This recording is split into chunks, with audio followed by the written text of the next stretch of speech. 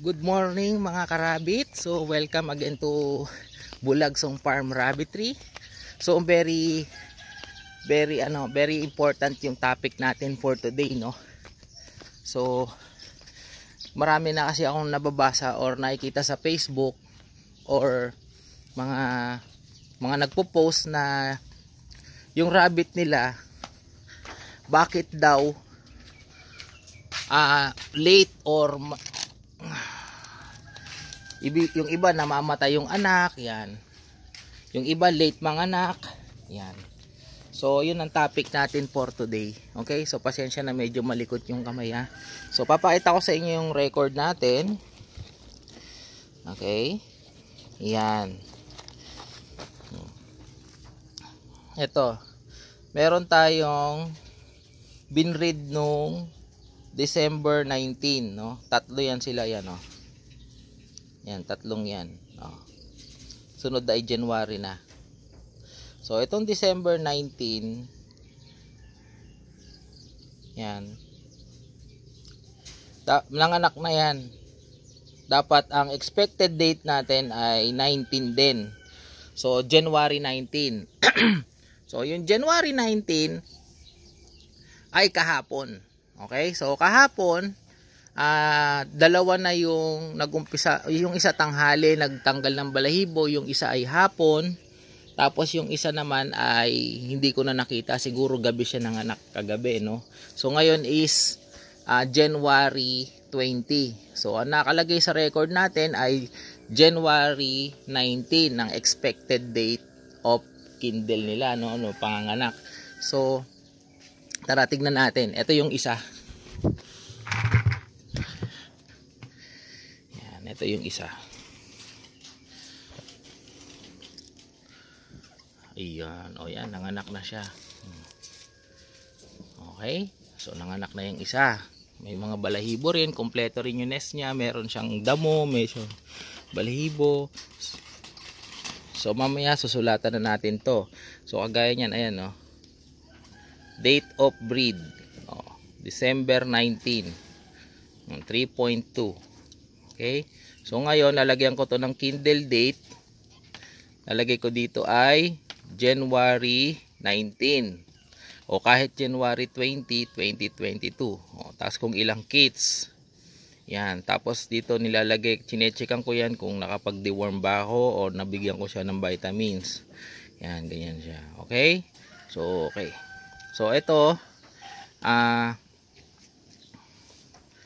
ito ay F2NZ. Okay, ang naging kabunggo ng NZ noon ay chinchilla. Okay, so ito siya ngayon, yan. Parang silver fox ang itsura, ang kulay. Okay, so yan. So ang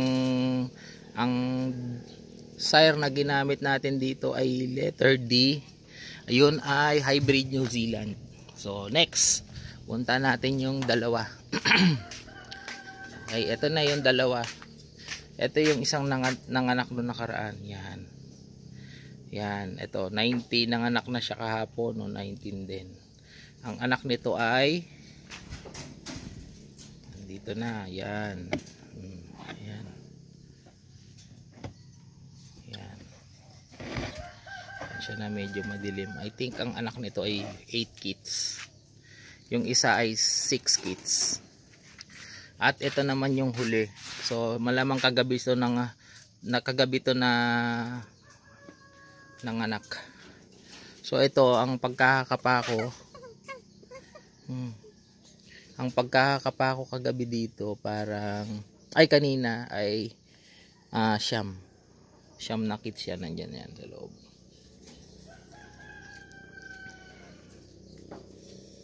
Okay? O ba, kumahabol pa ng balahibo tong isa. Tanggal, puno na yun cage mo. Yung pugad mo punong-puno na. Okay, ano, malalaki ito. Okay, so yun. So ano ginagawa ko dito? Bakit? Paano tayo para hindi na over ng date, no, yung rabbit. So dito dapat po kasi ang ginagawa ko dito, yung feeding guide nung inahin na rabbit ay the same, no? From umpisa, like 50 to 60 grams pellets per day plus only grass. Ganun lang po, dire-diretso yan. Tapos pag malapit na siyang umanak, na total may date naman kayo, 2 days bago siya manganak, kalahati na po yun. Like for example, kung yung pellet mo ay 50 grams, o gawin mo na lang 25 grams. Tapos wag mo siyang i-unli ng grass. Yung parang medyo bibitinin mo na siya sa kain. Para naman yung kids, malilikot na rin sa loob kasi feeling nila kulang na yung kinakain ng nanay nila. Para lumabas sila sa tamang date. Kapag ka po kasi yung iba ay sinasabi na dagdagan mo yung pagkain para malaki yung kids sa loob. Pag dinamihan mo yung kain sa kinain yan, hindi mo malalaman kung ilan ang kids sa loob. So maaaring yung kids mo konti. So mangyayari ay overfeed, malaki yung kids masyado sa loob. Hindi rin niya mailalabas yun, mahirapan siya. Okay? So pag marami naman, kung marami ka rin binigay, maaaring malalaki rin naman sila, sobrang lalaki naman nila sa loob. So bukod sa mahirapan na siyang ire, marami pa. Okay? Ano pa? Pag laging busog yung inahin, yung kids hindi malikot yan sa loob, tulog lang din yan lagi. Paano lalabas yan? Hanggang sa ma-overdue na siya ng ma-overdue doon sa loob. Okay? So dapat minsan na pagdating ng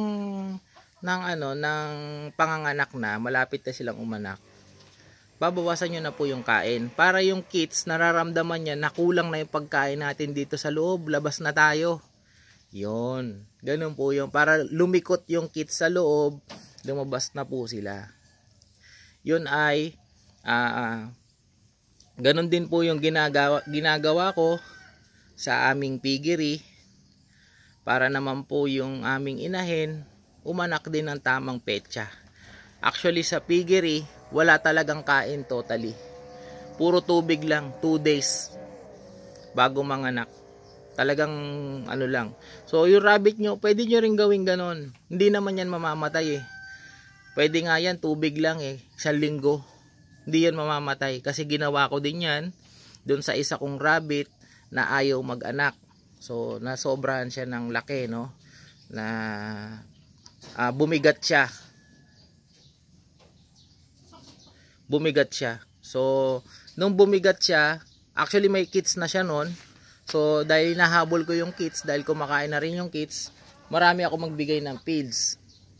Para kumakain din kasi yung kids. Nangyayari, mas malakas siyang kumain kaysa sa kids. So halos lahat siya kumakain. Kaya nung nagwalay siya ng kids niya, imbis na babawasan yung timbang niya drastically, baliktad, nag-gain pa siya. Kaya nung sumunod na breed ko sa kanya, hindi siya nag-anak kasi naging overweight siya. So normally ang breeding weight ng rabbit natin dito ay more than 3 kilos. So 3.5, 3.3, ganyan ang breeding weight. Yan. Diyan ko nakikita yung rabbit ko dito na marami laging mag-kids. Kaya yun din ang tulong nung recording. So pag sa recording nakita nyo na ganito kabigat yung ganito karami yung anak ng rabbit sa ganito kalaking ganito katimbang, yan, ganun po yung na itutulong ng recording. So i-maintain mo yung timbang na yon. Kasi pagka naman yung kids mo yung inahin mo mababa or magaan, maaring kulang din yung katawan niya na i-supplement dun sa kids. Kung gaano karami yung kids niya. Kaya ang nangyayari, konti yung kids. Ganon din pag sobrang bigat, maaaring konti din yung kids. So kung saan yung rabbit maraming anak na timbang, i-maintain nyo po yun. Yun lang po. So sana ay may napulot tayong idea dito sa video na to para naman mawala na yung problema natin sa pagbi-breed, no? Yung lagi na lang tayong overdue, nag-aalala ka 33 days na hindi pa rin umaanak, yan po. So may maintain nyo lang po yung feeding program na para talaga sa inahin, wag nyo na hundagdagan. Imbes, bawasan nyo pa po pagdating ng 2 days prior doon sa kanilang due date. Okay po. So, salamat po sa panonood and I hope na natuto tayo sa ating may napulot tayong idea dito sa video na to. Thank you for watching. Keep on learning. Don't forget to subscribe. Bye.